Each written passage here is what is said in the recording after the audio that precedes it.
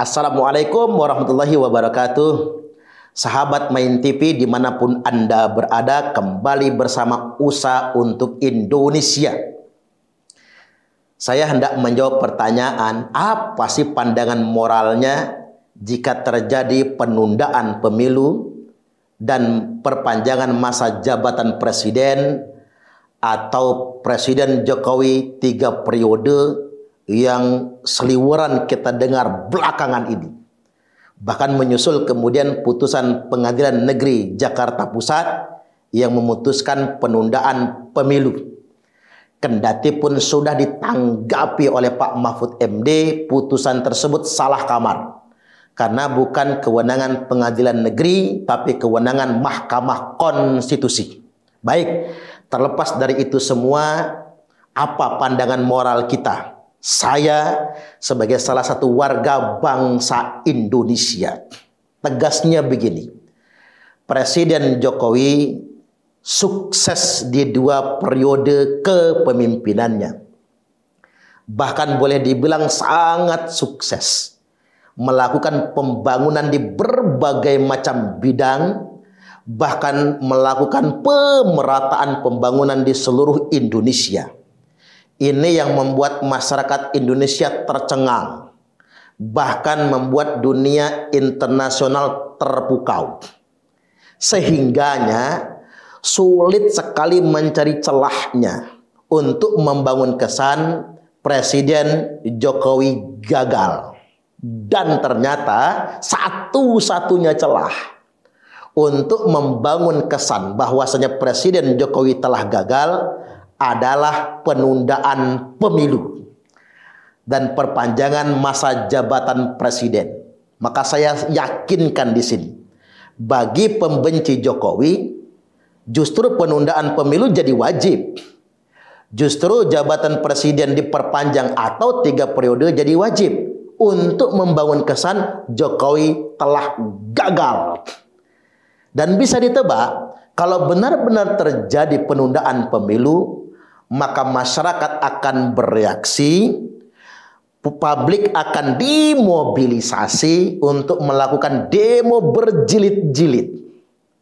Dan sudah bisa ditebak, para politisi kemudian mulai bergerak untuk melakukan impeachment, pemakzulan terhadap Presiden Jokowi. Kalau itu benar terjadi, pemilu ditunda, jabatan presiden diperpanjang, gara-gara itu terjadi demo besar-besaran, akhirnya terpaksa Pak Jokowi harus mundur atau di-impeachment, dimakzulkan, maka 2 periode kesuksesan Presiden Jokowi akan terkesan gagal. Nah, inilah sebetulnya yang mereka sangat inginkan. Justru lawan-lawan politik Pak Jokowi sangat cemas, sangat khawatir kalau Presiden Jokowi selesai di 2 periode kepemimpinannya dan husnul khotimah. Apa yang saya maksud dengan husnul khotimah? Penyelesaian yang paripurna, penyelesaian yang terbaik, kesuksesan di akhir masa jabatan. Karena begini, kalau Pak Jokowi sukses di 2 periode kepemimpinannya, masyarakat tidak akan berpikir tentang siapa pengganti Jokowi. Orang tidak akan berpikir tentang ganti presiden. Tapi yang akan dipikirkan oleh publik Indonesia adalah siapa yang paling pantas meneruskan Pak Jokowi. Saya ulang sekali lagi, kalau beliau sukses di 2 periode kepemimpinan ini, orang tidak akan berpikir tentang siapa pengganti. Tapi orang akan berpikir siapa yang paling pantas meneruskan program-program Pak Jokowi. Nah, kemudian yang berikutnya, pan mustahil kalau Pak Jokowi ingin 3 periode atau pemilu ditunda. Karena jelas-jelas itu melanggar konstitusi. Dan Pak Jokowi sendiri berkali-kali menegaskan beliau tidak bersedia 3 periode. Bahkan beliau menegaskan pemilu tidak akan pernah ditunda. Semua pihak sudah diperintahkan untuk menyelenggarakan tahapan pemilu. Tapi ngapa ya masih saja ada yang mendorong-dorong pemilu ditundalah, kemudian masa jabatan presiden bisa diperpanjang. Setelah saya analisa, ternyata inilah yang diinginkan oleh lawan-lawan Pak Jokowi. Karena ingin membangun kesan kegagalan beliau. Dan kalaupun ada barangkali nih teman yang mengusulkan sedemikian rupa, ya mungkin ini musuh dalam selimut. Ini merupakan jebakan. Ya mesti hati-hati dengan ini semua. Kemudian yang berikutnya, saya ingin mengungkapkan pandangan moral saya tentang ini semua. Berkuasa tidak boleh terlalu lama. Kita belajar dari keteladanan Nabiullah Muhammad sallallahu alaihi wasallam. Beliau berkuasa hanya 10 tahun. 13 tahun di Mekah, beliau sebagai pemimpin nubuah, seorang nabi yang menyampaikan wahyu Allah. Tetapi beliau baru menjadi pemimpin politik, menjadi presiden bahasa kitanya di Madinah, itu di 10 tahun sisanya. 13 tahun di Mekah, 10 tahun di Madinah, beliau wafat meninggal dunia. Jadi kalau kita mau ngalap berkah nih kepada Nabi kita berkuasa, tidak boleh lebih dari 10 tahun. Kalau dalam bahasa kitanya 2 periode lah. Kita bercermin dari jatuhnya Khalifah Utsman bin Affan. Dimulai dari Abu Bakar cuma 2 tahun. Umar bin Khattab pun 10 tahun sama dengan Nabi, aman-aman saja. Namun ketika berganti ke Khalifah Utsman bin Affan radhiyallahu an, lebih dari 10 tahun. Maka muncul masalah, terjadi demo besar-besaran. Dalam bahasa sekarang mungkin demo berjilid-jilid itu di kota Madinah, sampai akhirnya Khalifah Utsman terbunuh. Ini jadi pelajaran bagi kita semua, berkuasa sebaiknya tidak lebih dari 10 tahun. Dan kita sudah belajar dengan sejarah Indonesia. Pak Soekarno lama berkuasa sampai kemudian dijatuhkan. Kemudian ganti Pak Soeharto, terlalu lama berkuasa 32 tahun. Sehingga jatuh pada tahun 1998 dalam serangkaian peristiwa reformasi. Ini menunjukkan bahwasanya sejarah Indonesia pun mencatat berkuasa tak boleh terlalu lama. Cukup 10 tahun. Kalaupun memang dia baik, kalaupun memang dia hebat, lebih baik kita berpikir siapa pengganti yang paling tepat. Cocok nggak kira-kira? Baik, kemudian yang berikutnya, Allah Subhanahu wa taala telah mensinyalir. A'udzubillahi minasyaitonir rajim. Kalla innal insana la yatgha ar-ra'ahu istaghna. Sekali-kali awas, kata Allah.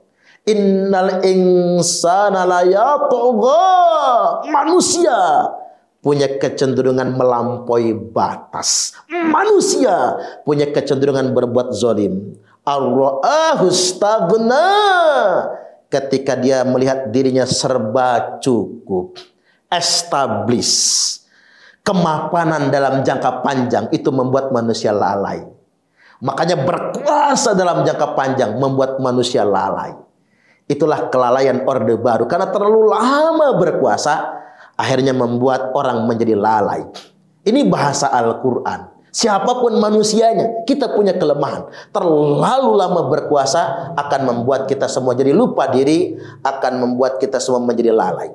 Makanya sebaiknya bagi segenap warga bangsa Indonesia, daripada berpolemik dan beropini yang bukan-bukan tentang penundaan pemilu, tentang Jokowi 3 periode, lebih baik kita bergandengan tangan, saling menguatkan, membantu pemerintah menjalankan tahapan pemilu yang ada tepat pada waktunya, tanpa ada persoalan, dan tentunya akan datang pemimpin penerus yang terbaik untuk membuat Indonesia menjadi jaya.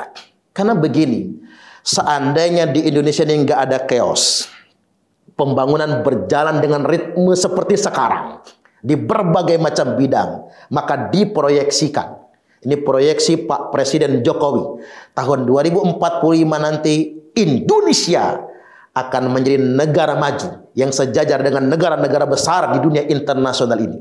Jadi kita berpikirnya begini, daripada ribut terus tentang ganti presiden, daripada kita gontok-gontokan, lebih baik yuk kita bergandengan tangan, kita saling menguatkan. Dengan kuatnya Indonesia, kita akan berjaya di dunia internasional. Kita bisa punya kekuatan politik sehebat Amerika, kekuatan militer sehebat Rusia, dan ekonomi sehebat Cina. Tidak ada yang bisa merendahkan kita lagi. Bahkan dengan Indonesia, kita bisa menegakkan keadilan di dunia internasional. dan mensejahterakan segenap warga bangsa. Satu pesan Nabi buat kita semua. Yadullah ma'al jamaah. Tangan Allah, pertolongan Allah bersama al-jamaah. Apa itu al-jamaah? Negara, kesetiaan kepada negara. Selama kita berjamaah, selama kita bergandengan tangan, selama kita setia dengan negara, Allah akan intervensi. Allah akan menolong kita semua. Tapi kalau kita berpecah belah, Allah berlepas diri dari kita semua. Mari kita berkomitmen menjaga negara ini. Karena satu-satunya kelompok yang paling selamat kata Nabi, wahyal jamaah, yakni al-jamaah. Al-jama'atu hiyal ijtima'. Al-jamaah adalah institusi tempat berkumpulnya segenap pemimpin umat dalam rangka bersepakat dalam urusan mereka. Dan satu-satunya institusi yang paling sah hari ini adalah negara. Dalam konteks kita, negara Kesatuan Republik Indonesia. Mari kita saling menguatkan. Wallahul muwaffiq ila aqwamit thariq. Assalamualaikum warahmatullahi wabarakatuh.